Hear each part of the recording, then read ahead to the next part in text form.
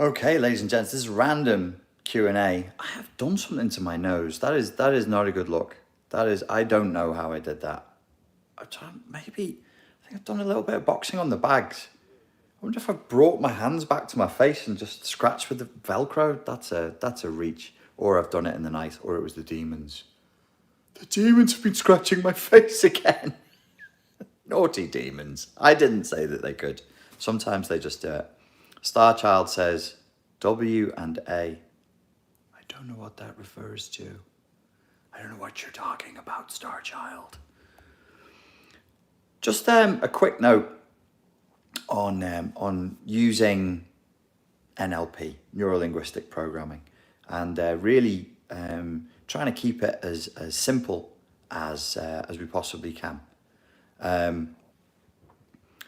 If you are in a position where you're a trainer or a coach or something like that, and you want to know how to use NLP type techniques to help your clients, I would say there's a very, very simple way of getting this job done. And this is, I'm going to share with you like a secret.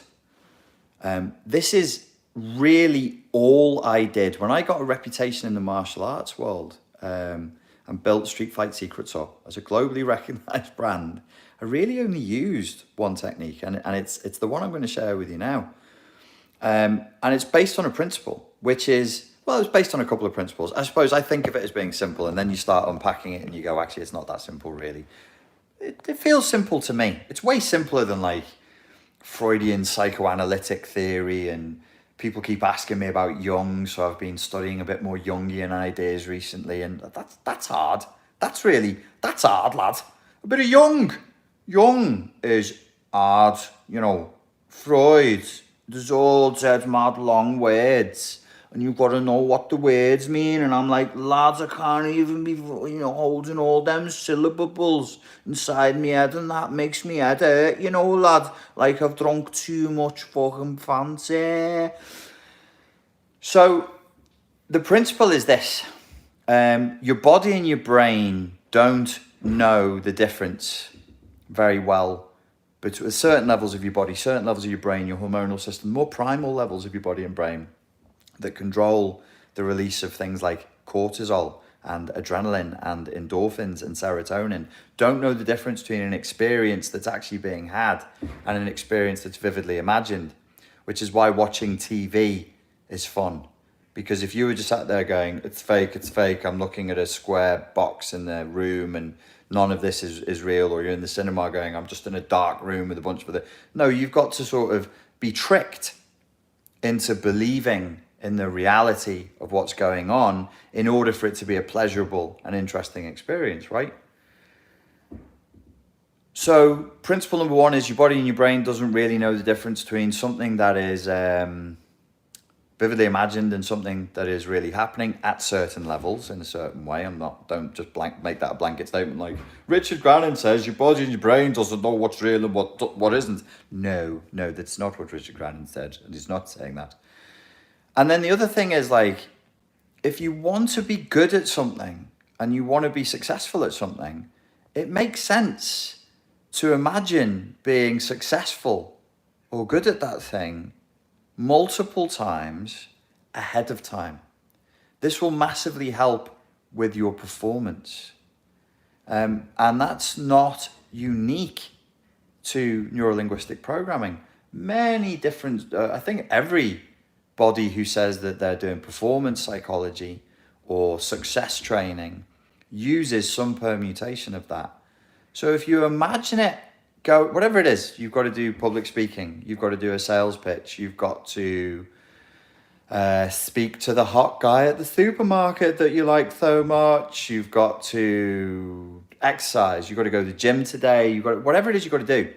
If you vividly imagine it ahead of time, multiple times, it's like you're preparing your body and your brain, you're preconditioning it to happen. And if you vividly imagine it going well, it's like you're preparing your body and your brain and preconditioning for success, for successful completion of the task. So say if you're a personal trainer and you want somebody to train in the gym with you today, and you're doing a chest, back and leg session, does it make sense for you at the beginning of the session to learn how to take a little time out with your client, get them into an active, we can call this an active meditation, we can call this conversational hypnosis, we can call this a visualization, you call it whatever you like, whatever you're comfortable with and whatever the client's comfortable with, to sit there and go, okay, now be calm, because you're not in your normal state of mind. You're not bringing your stress in here from work. You're not bringing the argument that you had with a family member in here. This is a special time, and it's just for you. Now, I want you to imagine you're going to go through this workout, and you're going to do this. You're going to feel this way. You're going to do this well, and at the end of it, this is what you will have achieved. And then get them to generate feelings of confidence and feelings of certainty and feeling good. And then you guide them in that way from beginning, middle, and end to the end of their workout. Or if it's business coaching, the same. Or if it's a counseling session or a coaching session, you could do that with people. For those of you, the psychotherapists, the counselors, the coaches who follow me, you could do that with them. When I developed that reputation, really what it was that I didn't frame it this way at the time when I was training people in street combative, self-protection, self-defense, was pre-conditioning people for the stress and the trauma of conflict, of real world, real life conflict, which is dangerous and unpleasant and noisy and frightening and can be humiliating. It's a very emotional experience. So if you have people pre-conditioning themselves to imagine it going well, you're actually impacting on the unconscious in such a way as to communicate with the unconscious, look, this is what I want. I want this to go well. I want to feel good afterwards. Similarly, for healing, for overcoming CPTSD, for overcoming trauma, we can be saying to ourselves, okay, what is my intent? Maybe at the beginning of a day, you say, okay, I had CPTSD related issues this week, some anger management, some anxiety, a bit of freezing, I got really lazy, I didn't want to do anything, whatever it is. You go, okay, you wake up in the morning and you set your alarm, and the alarm that you set is a particular weird noise that you don't usually use, or a song. You can select a song for your alarm, and it's just going to trigger a reminder for you that before you've even opened your eyes, you're going to do a visualization that for that day, you are going to be healing. You're going to go through the day unaffected by these things, the symptoms of CPTSD, the emotional flashbacks and all the rest of it, that you're going to spend the day feeling good. That would seem to make sense to me, that you would choose states of calm, states of confidence, that you'd want to feel cheerful, that you'd want to feel optimistic, that you'd want to feel upbeat, and you can select that. You can be like, oh, what's the emotional and psychological track that I'd like to be playing inside of my head today? Confidence, cheerfulness, determination. I want to feel optimistic. I want to feel upbeat. And I want to be able to get through everything I need to do. I want it to be fun. Why not make it fun? Like if you're going to do this and you're going to write into the script for the day what you want it to be, why not write into the script that it's dead fun? It's really easy. And you just find yourself laughing. It's funny as well. It's just a funny day. Just weird, funny things just happen. And you just find yourself laughing. And you might think, that's too simple. That's not NLP. NLP is some weird, otherworldly thing. Somebody posted a funny comment yesterday saying, why is it always some weird, creepy, seduction-based thing? Why is it? And I was like, yeah, there is that image of it, and whose fault is that? Well, it's partly down to some things and certain things that the founders did, and it's largely down to the way that people who are qualified in NLP choose to market themselves at the noisiest people in the community, the loudest people in the community, as in any community, are usually the most deranged. And yeah, they do make ridiculous claims. And yeah, they do act like arseholes. And there is this seedy sort of overtone to NLP now. It's like used car salesman, smug, weird, awkward, stage hypnotist. People who are telling you, oh, I can make you happy, I can make you rich, and you look at them and they're all twitchy and weird and clearly in a state of internal conflict and a lacking in internal congruence. When neurolinguistic programming, for the majority of practitioners, is basically what I just gave you. There's variations, there's different techniques, there's different elements to it, but it's kind of like that. Why does it work? Well, the reason why it works, when it works. Like if you have a practitioner who's not a bum, if you have a practitioner who's put the work in, who is socially intelligent, who knows how to speak to people and build rapport with them, it works for reasons that are offensive to the ego. In the same way that like NLP is really, if you understand what hypnosis is and what it isn't, NLP really is kind of just hypnosis with a number of layers on. Again, though, people go, no, hypnosis is you fall asleep and then you wiggle your fingers and then arrows come out of your fingers and the other person's just in this brainwashed zombie state and they do whatever you say. It's like, nah, that's not hypnosis like that.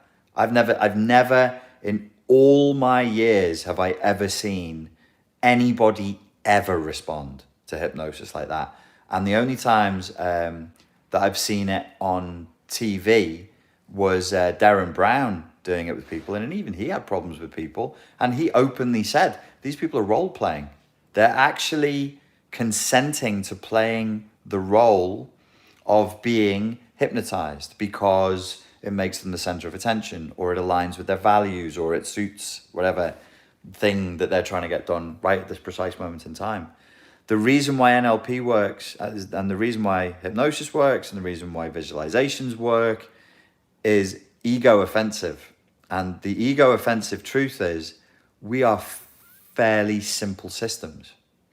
Yes, there is trauma. Yes, there is a place for highfalutin Freudian psychoanalytic terms, for mystical, confusing, vague, but useful Jungian concepts. Absolutely, yes, 100%. No argument there at all. But the good thing with NLP and techniques like it is it brings us back to the simplicity of what the human engine is. You perceive reality. You have thoughts about that reality. You have feels about that reality. You then represent reality to yourself and you have thoughts and feels about those representations of reality. It affects you in your body, NLP says, and it's true. And you can affect your body and that affects your thoughts and your feels. And if you tune into that and you say, okay, well, the human being is kind of like a robotic computer. And if they run this program like a computer inside their heads, these are the actions they take and these actions lead to this result. Maybe if we run a different program in this computer, maybe if this video player is playing a new video, a new film, maybe they'll take new actions and get new results. There ain't much more to it than that. And that is ego offensive because it's like, no, I couldn't possibly be that simple. No, you don't understand. My trauma is really complicated. And I'd say, yeah, your trauma is complicated. It's like I think I've told this it's many times, so forgive me if you've been with me for a while, but it's one of my favorite pieces of dialogue from Eckhart Tolle where somebody asks him a question and says, but my situation is really complicated. And he looks at her and he says, yeah, I know it's complicated.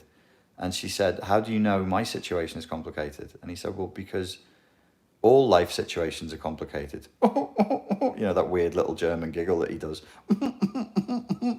All the situations are complicated in the life. But he's right.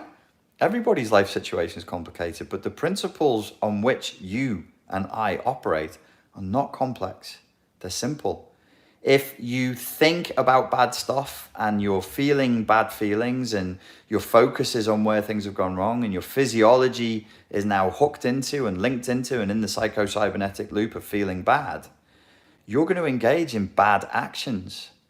And those bad actions will have bad consequences. And then the law of attraction types will go, see, what you focus on is what you're attracting. And it's like, no, you feel bad. So you do dumb shit. And then dumb shit bounces back the other way. And it's that simple. But we'd like it to be more complicated. We'd like it to be, more mystical and profound, because it, again, to use the Eckhart Tolle perspective, it adds to the story of me. It's more content. It's more story. It adds weight and complexity and nuance to the wonderful mystery that is me. Oh, me, me, me, me, me, me, me, me, me, me. But then the flip side of that, as much as we kind of crave that, is we don't realize that we're actually building the bars of our cage, even as we think we're celebrating ourselves. And even as we're investing in the ego. So with every moment that you invest in the story of yourself, you're actually adding to the burden. You're adding to the burden of being you, and you're adding to the bars on the cage that hold you back, because there's no freedom in being you. There's no freedom in building your story. The heavier your story and the more story you have, the less choices you have. Makes sense. That's just straight logic, right? That's just straight philosophy. The heavier your story is and the stricter your story is, the less options you have. Because now, well, if that's your story and you're heavily invested in that, you can't now do X, Y, and Z, because the story that you gave me is not congruent with that. And the story you're giving yourself is not congruent with that. You feel me? So there should be an effort when we're talking trauma recovery, when we're talking mental health issues. We want to overcome anxiety.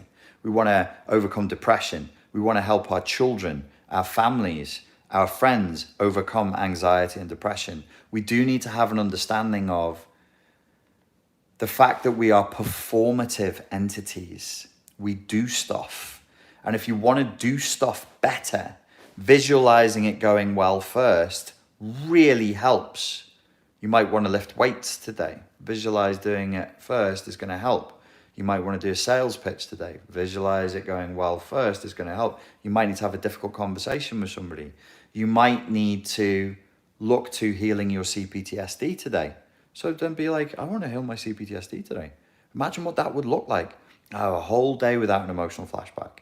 I'm going to go a whole day, or I'm going to go a whole day and an emotional flashback is nearly going to happen, and I'm going to see it coming down the pipe, and I'm going to skillfully, with good humor and a smile on my face, dance out of the path of that Mack truck and then laugh as it sails past me and say, haha, yesterday you would have got me, but not today, motherfucker, not today. I'll take some questions now. Top chat. It says, do you want the top chat? Sure. Please ask me a question, make it one sentence long and end in a question mark. Lisa says, before having a healthy relationship, does one need to be healed, or is it possible to have a functioning one with childhood PTSD? I'm not hopeful, I'll be blunt with you, I'm not hopeful of your chance, my chance, anybody's chance of having a truly healthy boundaried relationship if you really do have CPTSD. CPTSD is not childhood PTSD, by the way. My mate Danny, who some of you know because he's been on the channel, he's a personal trainer and he's a good mate of mine. I've known him for, God, it must be like 23 years. When we did door work, when we were kids, we started together because we went to the same kickboxing gym. And he sent me a voicemail message yesterday and he said, I've thought all this time that CPTSD was combat PTSD. He's ex-military. So he just thought it meant I was only talking to combat veterans. And I'm like, no, it's complex post-traumatic stress. Somebody just sent me $10. That's kind. KG. Maybe you should come up with a blue belt, black belt system. Some of your videos are for people further down the healing path and can come off overwhelming or offensive to newbies to healing. Oh, it shouldn't be offensive to anybody. And if they are offended, they need to harden the fuck up. There's nothing I say that's offensive. There's nothing I say that's offensive.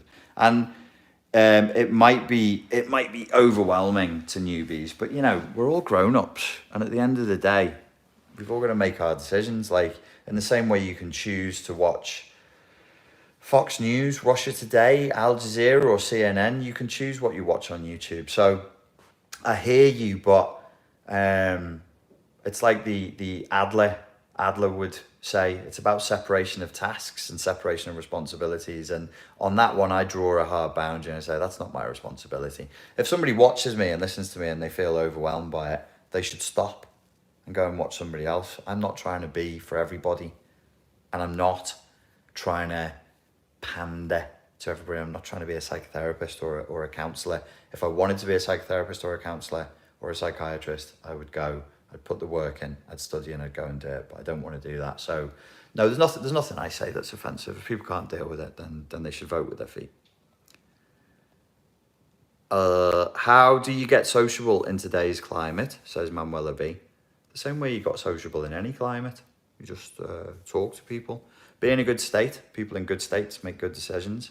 And, you know, as following the advice I just gave you, you want to visualize it going well. You want to stay in a good state. It is a skill, being sociable and chatting to people. If you've not been sociable for a while, you won't be very slick. It takes a little while for the engine to fire back up and for the social intelligence to come back. But as with any skill or strength, the more you do it, the better you get at it. So get on with it and enjoy the process. Enjoy speaking to people and socializing with people and being connected with them. Makes sense. Oh, I keep clicking this like it's an Instagram live, and all your questions I click with my thumb as though they're going to go up on the screen. Laura says, I seem to attract narcissistic people. My mother seems to be one too. Am I doomed? No, Laura, you're not doomed, but you may need to alter the way you think about yourself and the way you think about life if you really want to move past this. And when I say alter the way you think about yourself and about life, you may need a full philosophical overhaul. You might be carrying beliefs around inside you that would be better off not being carried. Blaine says, what are your thoughts on people who do not feel the need to socially interact with others? I say, that's great. Awesome. If you're happy, then go ahead.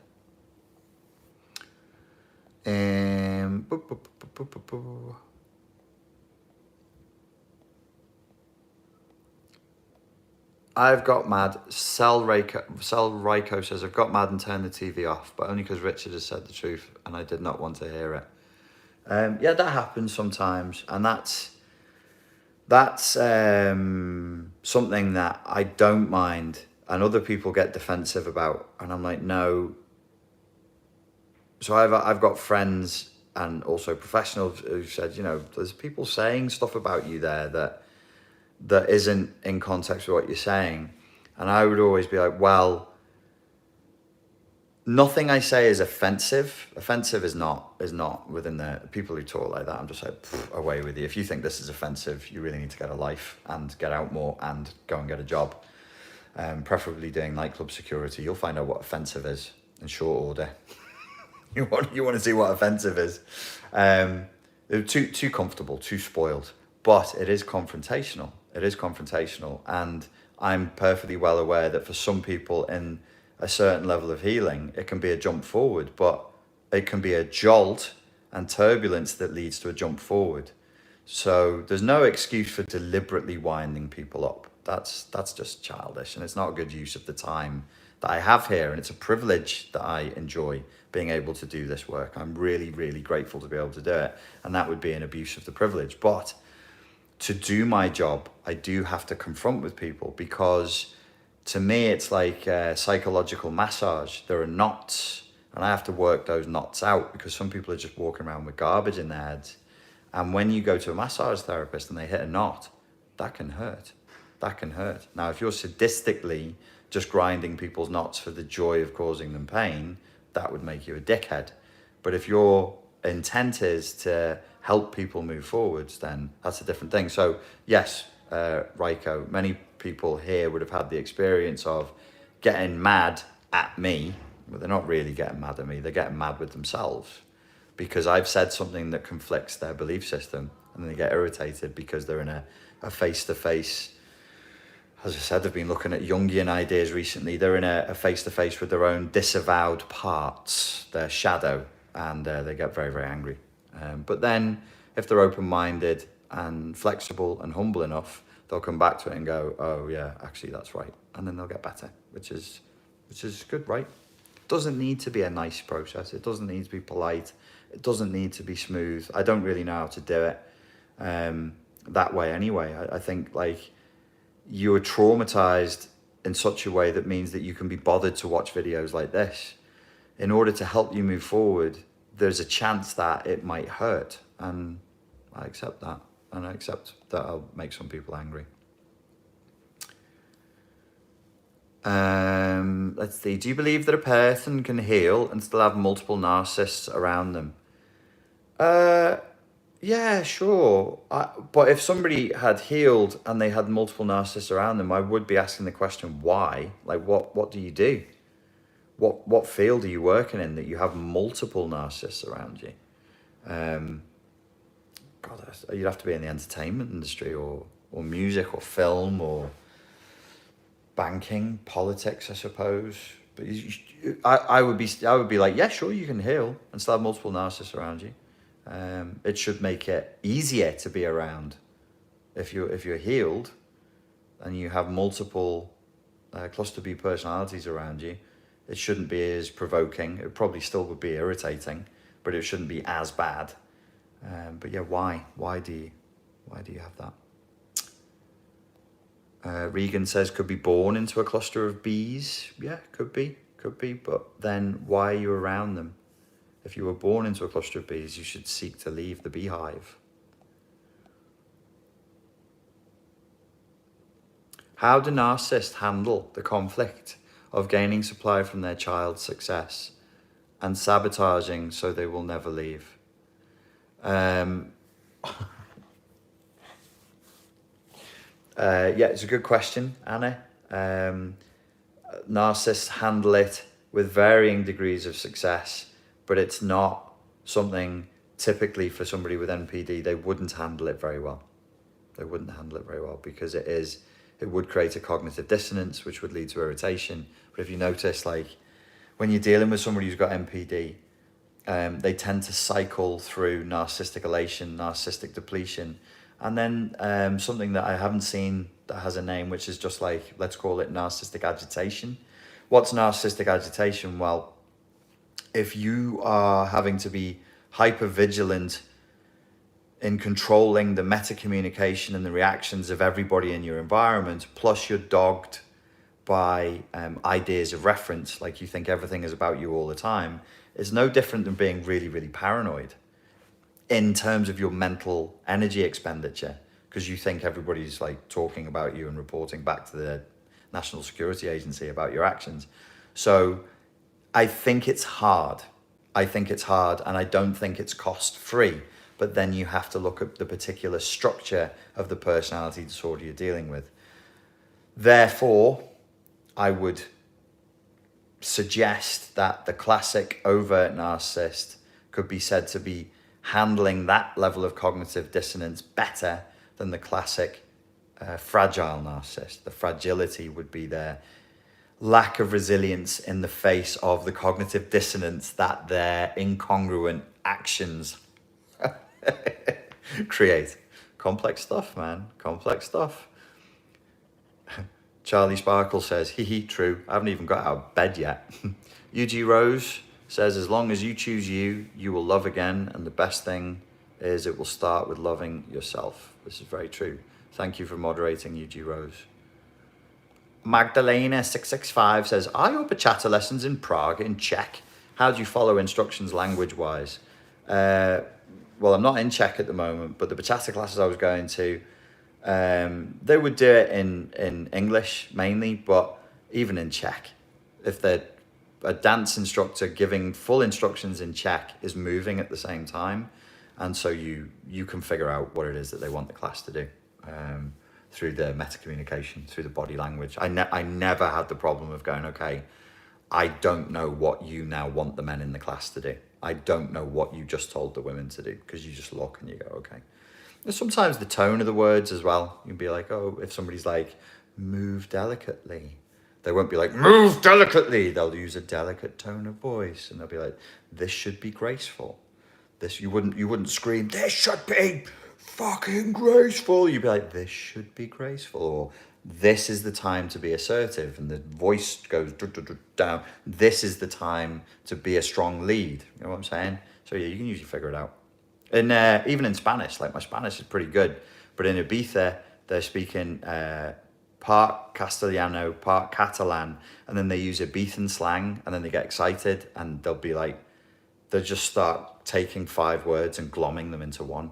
That was hard, because I was trying to hear them, and in the end I was just like, just look at what they're doing, just pretend they're speaking Czech, and it works. Jay asks, how do you deal with the loneliness after cutting out a toxic person who was a large part of your happiness before? Yeah, it's an interesting question. I suppose probably the deeper question is, how do you deal with heartache? How do you deal with loss? How do you deal with grieving? And the answer to that would need to be philosophical.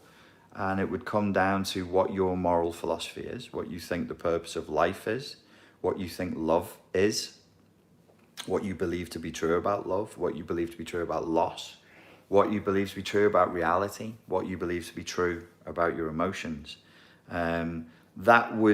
Exploring that organically and philosophically would give you the best outcome.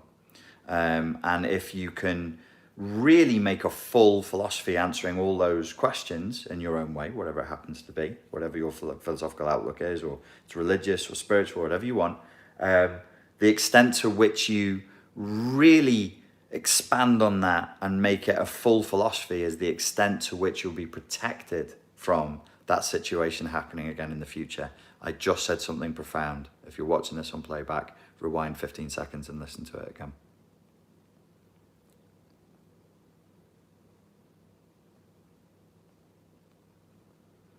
Helena Roscoe asks, seriously though, there are a very high number of narcissists out in the workplace. Which workplace? That cause actual harm to you by threatening your security and livelihood. Danger in block capitals. Do you agree, Richard? I think if somebody's threatening your security and livelihood, that would be a job for the police. And once it's gotten to that stage, as far as I understand the clinical terminology, and I'm not a clinician, I'm but a mere life coach, a chap on YouTube who pontificates about the subject. As I understand the clinical terminology, that would probably mean that they were a psychopath, or that they would get the clinical diagnosis of a psychopath more than they would a narcissist, if it got to the point where you could go to the police and be like, hey, they're threatening my security and my livelihood.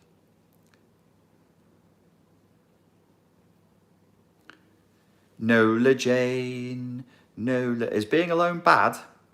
Don't know. If it feels bad, then it's bad for you. I like it. I'm not really enjoying people's company. Well, then you can stay away from people for a bit if you want. Is that bad? There's nothing either good or bad, but thinking makes it so. I could be confined to the inside of a walnut and count myself the king of infinite space. There is nothing either good or bad, but thinking makes it so. I could be confined to a, what does he say? And count myself the king of infinite space. Confined to, it's not a walnut. You can't be confined to a walnut. Do any of you know your Shakespeare? What? Says Sapphire. What if you have no recollection or knowledge of trauma in childhood, but you've had some toxic narcissistic relationships and resemble a victim? I don't know what you mean by that. Like, what if? Yeah, if you don't remember any childhood trauma, you don't have to. You know, you've been in a narcissistically abusive relationship, and so do what you can to heal and to move on and enjoy your life. Lucky Dog says, full philosophy around conditions will protect against having to relive the condition. Thank you. Yes, I knew I said something profound. Thank you, Lucky Dog, for reminding me. Now I feel clever. Anastasia at Kind Earth says, nutshell. There is nothing either good or bad, but thinking makes it so. I could be confined to a nutshell and count myself a king of infinite space, says Hamlet. Nutshell. Thank you, Anastasia. Nikki Boo. Nikki Boo. Hey, lads. How do you deal with, like, stress when you only know self-harming ways being satisfying? well, you're going to have to learn new things then, aren't you? You're going to have to learn how to deal with stress in ways that don't cause you pain, which then ultimately causes more stress. That would be like doubling down on an addiction to try and escape the source of the pain when the addiction is only there because of the pain. It's like a software fault. There's something in the machine that has made a connection, made an assessment, and it's a false connection. It's a false assessment. It just got it wrong. So you go, oh, okay, I seem to be wrong about that. Oh, that's a bummer. Well, in all humility, what could I be doing different now? And humility is such a key component in all of this, because humility is the thing that lets us bend the knee, put aside pride and ego. Pride and ego have their place, but sometimes you've got to step out of your yang and your pride and your ego, and you need to go into the yin, and you need to bend and just go, I don't know what I'm doing. I don't know what I'm doing. Clearly, I don't know what I'm doing because I'm getting bad results, and I don't want these results. I don't want to feel this way. I don't want to do this anymore. Okay, all right. Have the humility to admit that you're wrong. Go, I'm wrong. I'm wrong. I made some conclusions here, and they're false conclusions. This is bad science, man. We thought this. We got these. We got the data, and we drew a conclusion from the data that we had. But time's moved on since then, and I've gathered more data about life, about reality, about myself, emotions, relationships, whatever it is to you. And so, yep, okay, we're gonna have to reassess our previous conclusions. There's no shame in that. That's what good science should be. It often isn't, but good science should be, we fucked up. Let's change now.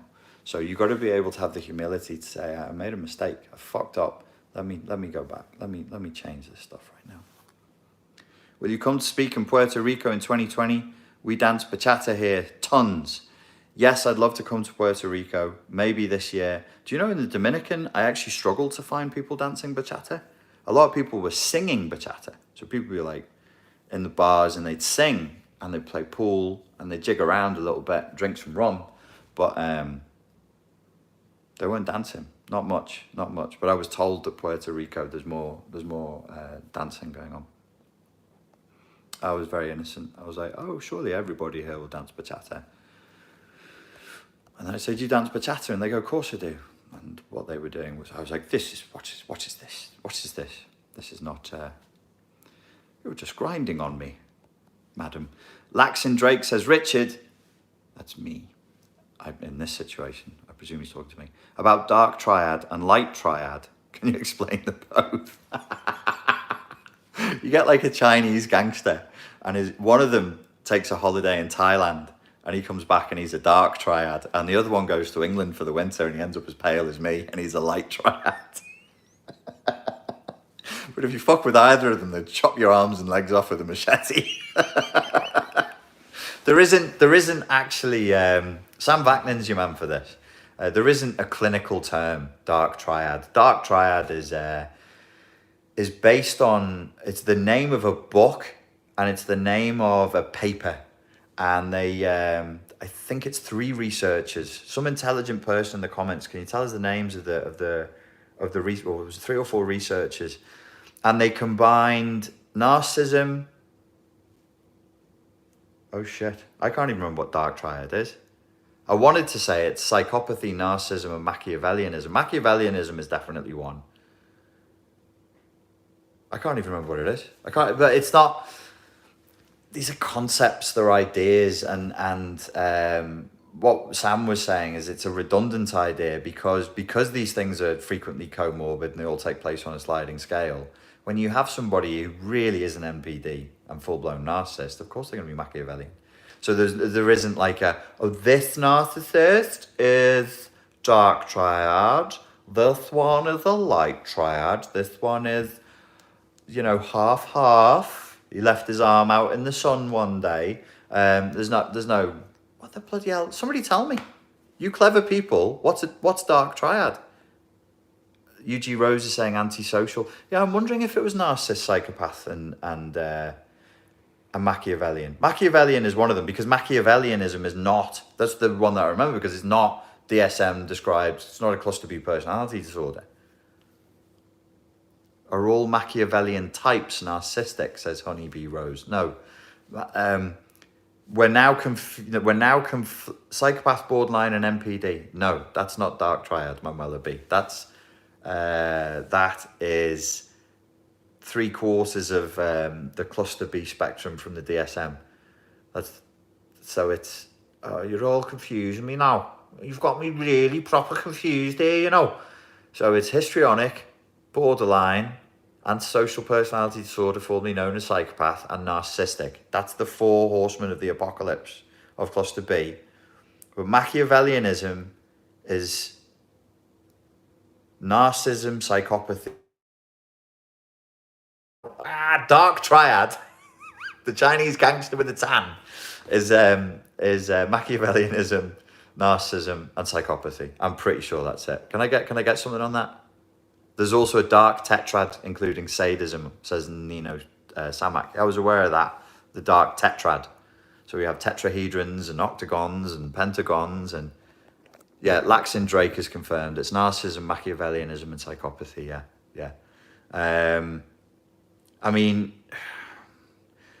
you know, when I did the seminar with Sam on manipulating psychopaths, I posted the videos of it. We got into the differences. Now, this is clinical, so let's not blend the clinical and books, because it'll just get super confusing.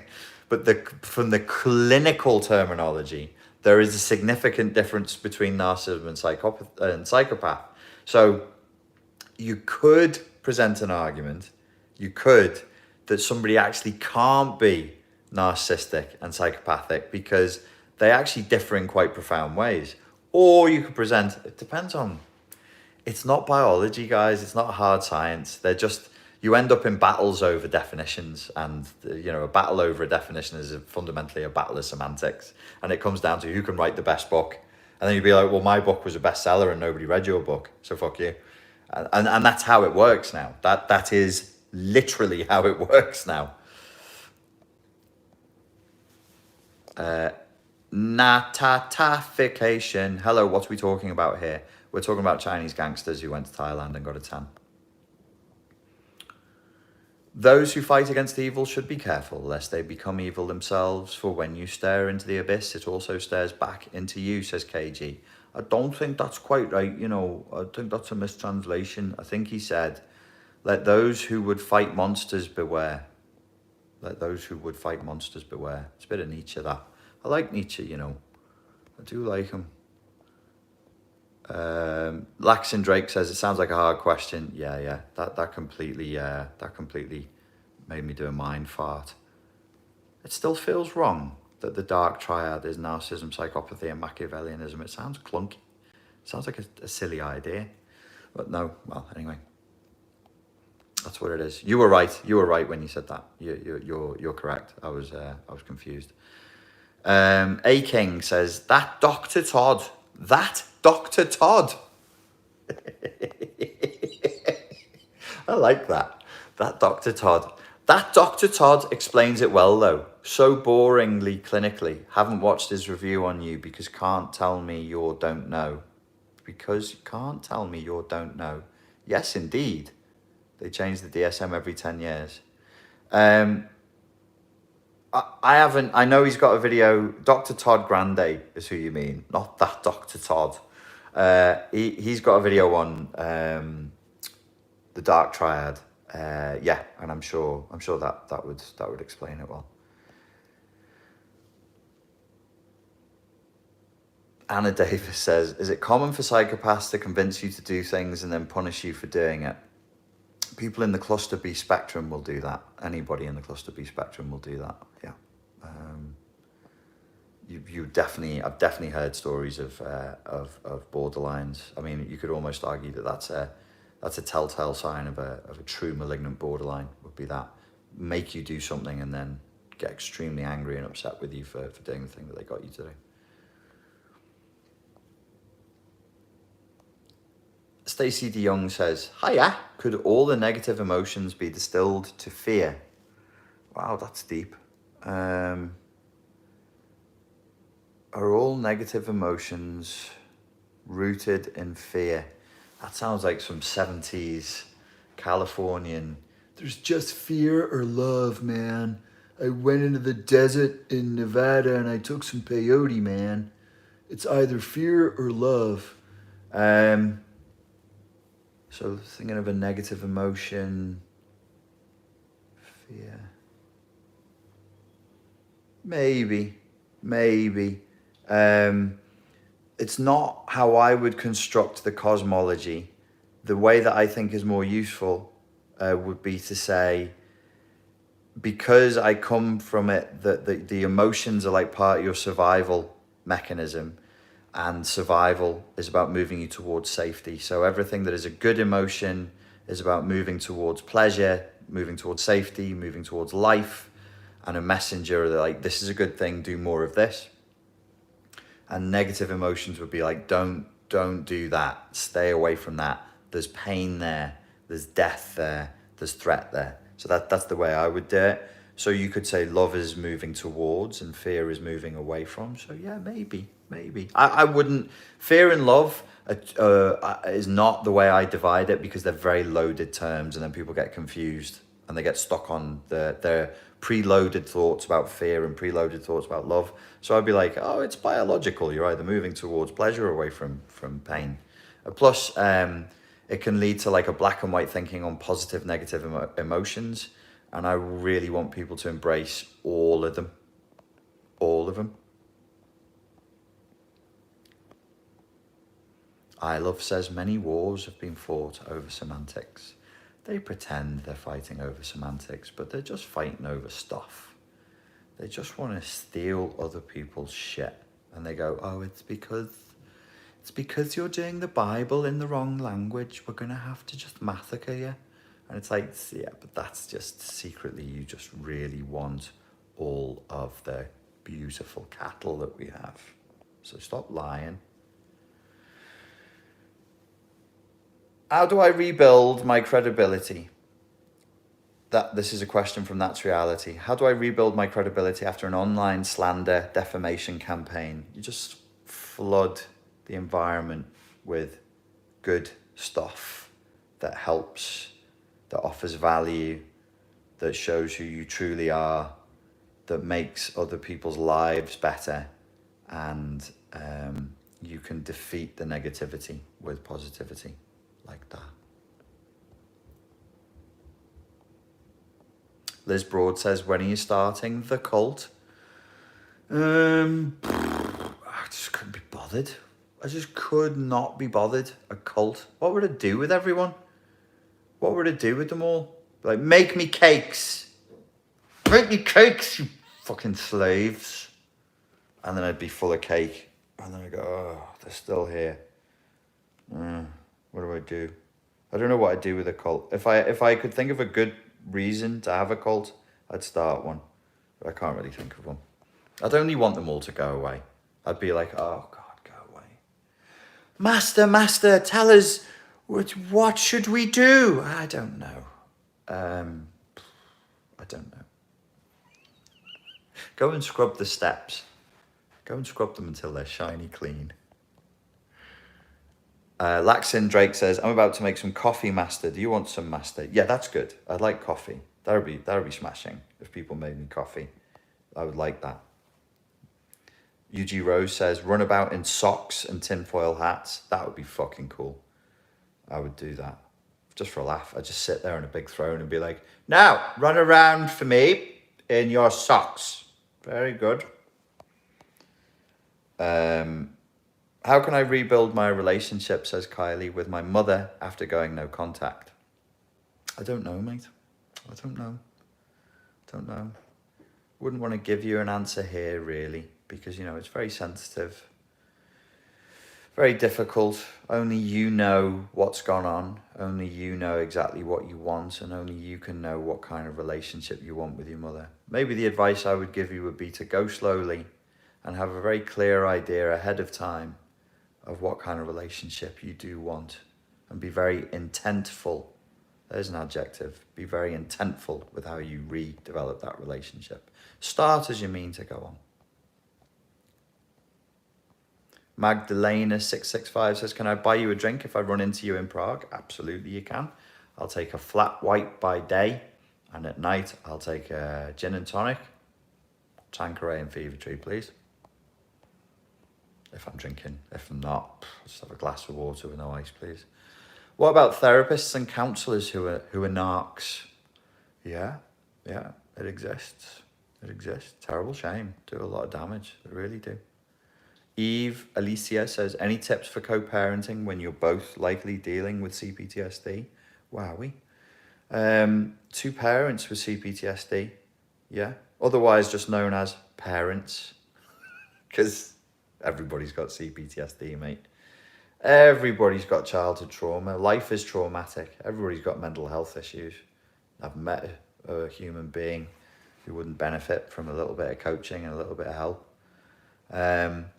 So when you're parenting and you think there's a bit of CPTSD there and you don't want to transfer it onto your kids, first and foremost, you'd be looking to emotionally re-regulate, get your own emotional cycling out the way, deal with your own triggers, your own responses.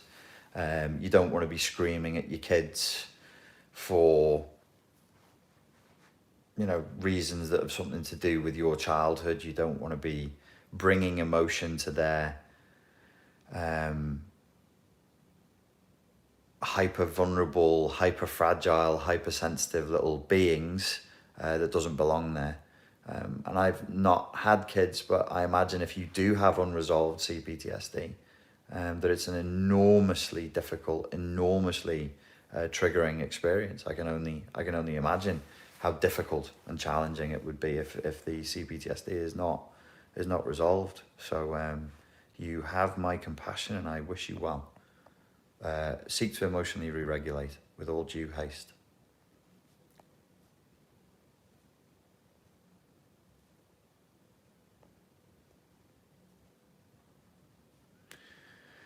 Colette says, how do I keep my kids safe from their psychopathic father who has unsupervised visitation, physically safe? I don't know, mate. I don't know enough about that subject. I'm sorry. It's not my speciality, not my field. I don't know how visitation rights work. I don't know what state or country you're in. I don't know. I don't know is my honest answer. You'd need to speak to a legal professional who specialises in that. Maritza Kruger says, do we all have trauma because the village is gone? Yes. Yes, we're all somewhat traumatized by our disconnection from each other and disconnection from tribe. We're evolved to have an extended family of 50 to 100 people, all of whom would know our story, all of whom would know our names, all of whom would be making us feel seen and significant, all of whom would provide us with wonderful, multiple opportunities every day to give back, which is what we're wired for. We're wired to be seen. We're wired to contribute. We're wired for significance, but not global significance, not 1.5 million followers on Instagram, just 50 to 100 people who you know and they know you. So when that's not there, you have a context of intense loneliness and an intense feeling of worthlessness because you're not contributing, and not in this vague, like send a text and give $2 to charity thing, where you can see what you're doing. Like you could see the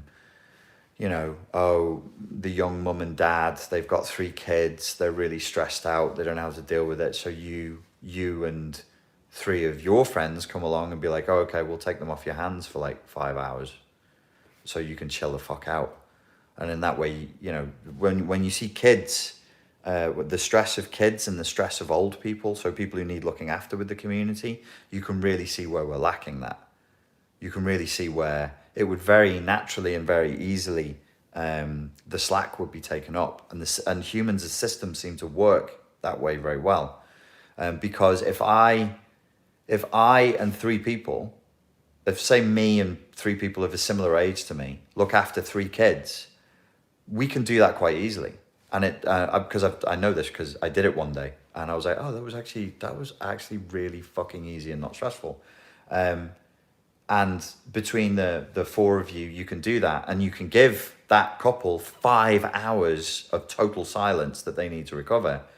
And the kids are happy, the carers are happy, and the couple is happy. It's really easy, and nobody got stressed. And I'm like, maybe you shouldn't, it's probably a bit folksy to rate the effectiveness of things this way, but because it was a job well done with no stress, I kind of was like, well, this probably is how it should work.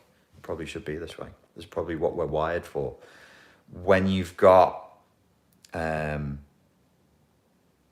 agriculture, where you've got like the formation of cities, where you've got hardcore consumer capitalism, materialism, and individualism, and then it's like super boundaries between everything, which would actually be like physical walls. Things fracture and get broken, and it's just not natural for humans to live that way. So yeah, it's tricky.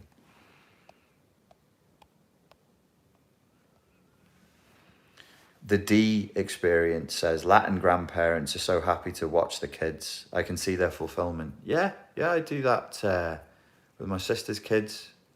So I am the uncle, and my mum, so she's the gran.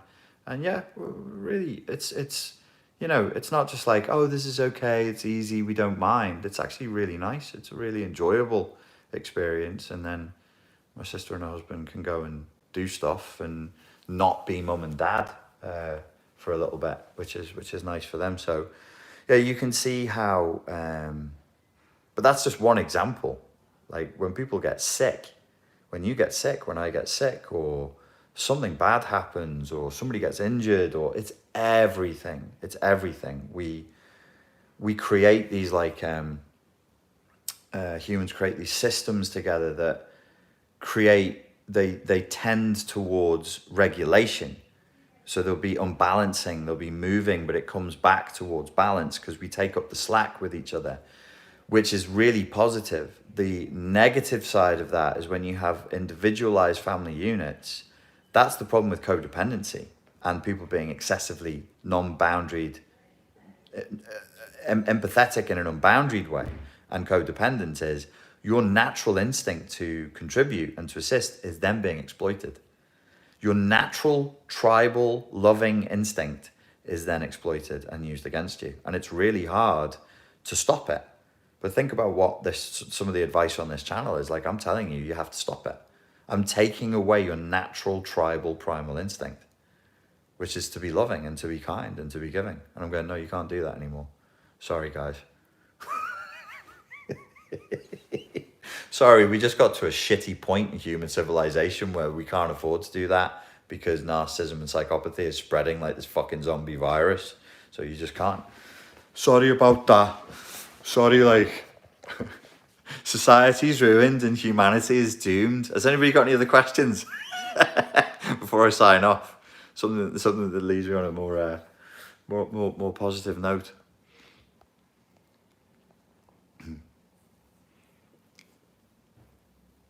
Zoo says how to build a fresh perception of people after losing the naivety.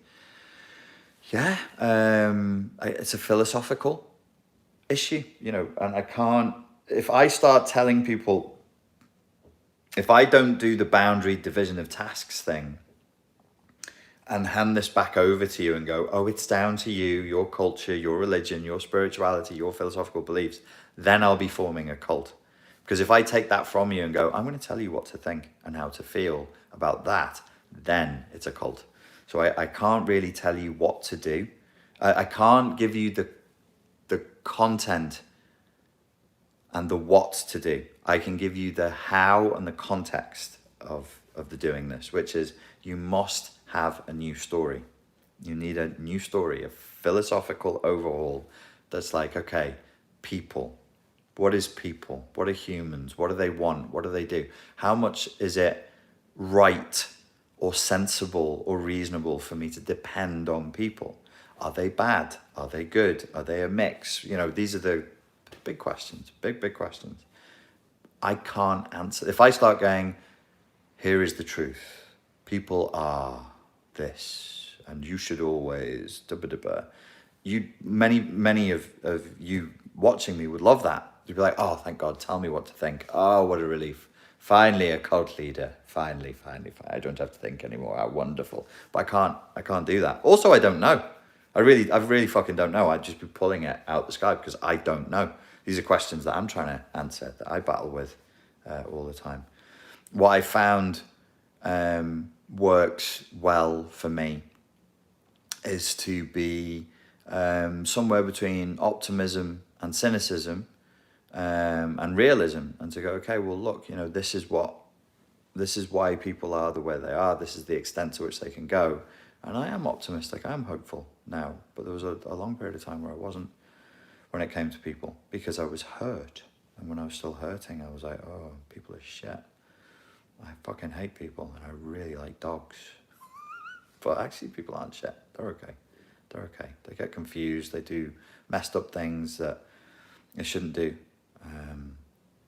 But, a lot of people, most of the time, are walking around thinking that they're doing the best that they can.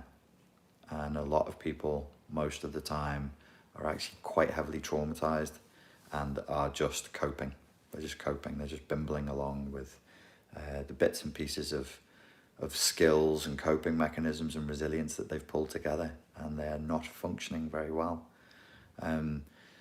When I was discussing this with Pierre in Prague, I think we got to a point in a conversation, we were in a cafe, and he seemed to find it useful because he was talking about me being charming and being smooth with people. And I was like, well, I don't really see it that way. The way I see it is vulnerability and fragility and fear is the baseline state of most of humanity. Everybody we see around us now in this cafe, in this restaurant, in this wherever we are, they just barely got here today. They probably got odd socks on. They probably forgot to do a lot of stuff. So don't look around and see competence. Look around and see people just barely getting away with it. And you're probably closer to reality if you do it that way. And that gives you, I don't have to struggle for the compassion and patience then. I'm just like, here's another idiot in socks, just like me, an idiot in socks, and they're doing the best they can. Okay. I'm just going to try and sort of, not add to their trauma and their stress, because I've spoken to enough clients now that I know the internal torment that people go through. They present a good social mask, but behind the mask, there's a lot of torment.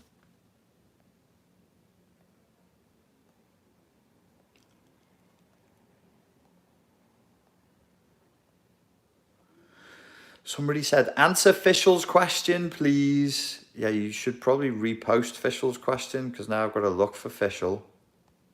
Fishel's question, please. Fishel's question, please. Okay, you wrote that 5 times, 6 times, 7 times. I can't see Fishel's question. Right, what you should have done is copied Fishel's question and then pasted it. Does anybody know what Fishel's question was? Who is Fishel? What does Fishel want?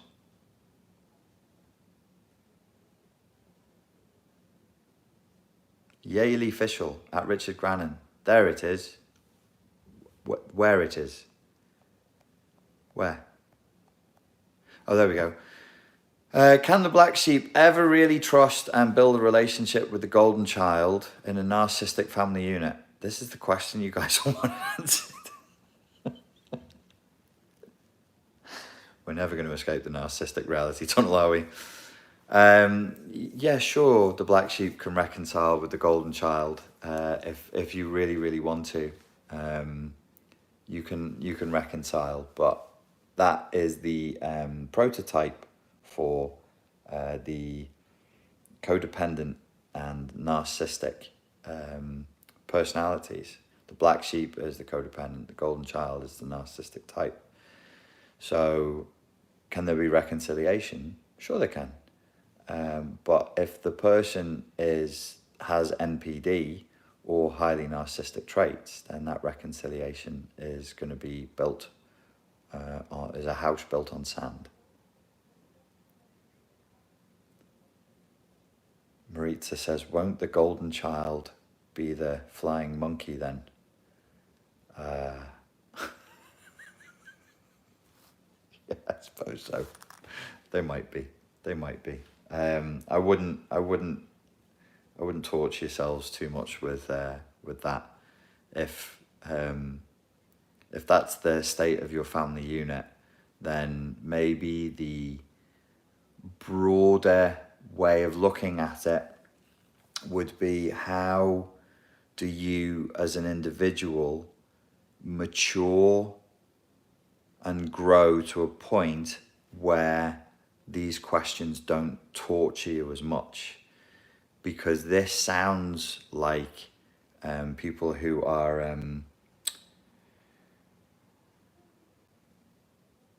it's almost like a regressive thing. Like, I want to go back to the innocence of childhood, and I want my family to be the family that it could have been and should have been, but wasn't. Well, let me step on your dreams there. That's not going to happen. The family that you've got is the family that you've got. So there's, I think behind this question is like a lack of acceptance for what's really going on. And accepting it is hard, I know. And it leads to grieving, and might even create tears and maybe some snot running down your face, which is always undignified and inconvenient. But you kind of have to accept what you've got. So reading in between the lines of that question, which I shouldn't do because the question was in text, not through voice, but I suspect there is a childlike hope for, well, you said reconciliation. You said reconciliation between the golden child and the black sheep. But I think what you want is reconciliation at the infant level. And the answer to that question is no. You're not going to get your childhood back. You're not going to be reissued another family. The family you got is the family you got, and you're not a child anymore. So that moment has passed. But if in adulthood you want to have some kind of a relationship with your sibling who you think is somewhere on the spectrum of narcissism, sure you can. But it's not. If you're looking for it to fulfill like an unbalanced or unfulfilled side of yourself, then it's not going to do that. That's never going to happen, ever in this life. So you just have to grieve that, because you didn't get that, and you're not going to get that. That's something that just has to be worked through with your emotional literacy. Maria Richards mentions radical acceptance. Absolutely. Dalma says, guaranteed the golden child will say, get over it. Yes, if they're on the spectrum, that is what they will say. Rosanna says, what are two basic attitudes to integrate black sheep or golden boy in order to evolve? In order to integrate black sheep or golden child in order to evolve? I'm not sure I quite understand that question. I think like one key element to this is emotional maturity, and somebody else mentioned radical acceptance. So you kind of have to accept that which is, rather than be in denial about it. A humbling and somewhat undignified way to dignity, says Maria. Ain't that just the human experience? A humbling and undignified hobbling route back to dignity. Somebody said, how's the knee? Cold War nightlife. I'm going into surgery, I think, next week. I need to get that confirmed. They're going to, with keyhole surgery, they're going to pull ligament out from my hamstring, bond the two ligaments from my hamstring together, and then put them around my ACL to re-strengthen the ACL. And then after 6 months of physiotherapy and exercise, all will be well, and I can dance without fear and do my martial arts without worrying that my knee is going to collapse again. So the news is good, but there's going to be an operation and some work to do first.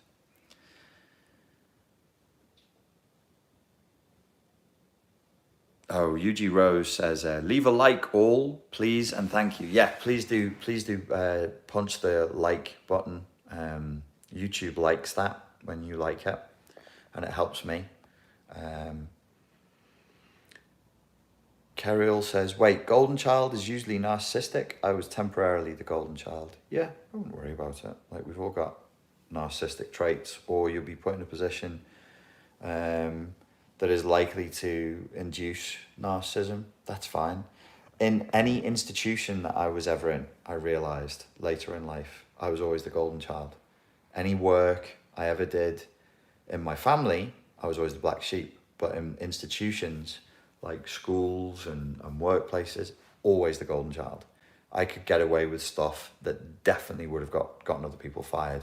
The black sheep can do no right. No matter what they do, they're always wrong. The golden child can do no wrong. No matter what they do, it is what it is. It's this like narcissistic black and white thinking. And I do think that even if you were not the golden child in your family unit and you're only the golden child in an institution, I still think that can be a powerful enough experience to induce full-blown NPD. And it's something to be aware of, something to be very, very careful of. Okay, ladies and gentlemen, thank you very much for your time and for your attention. I hope that was useful. As UG Rose says, please drop a like and a comment below. That would be very helpful. And yeah, that's it. Stay focused, set your intent to what you do want, and have a good day. Cheers.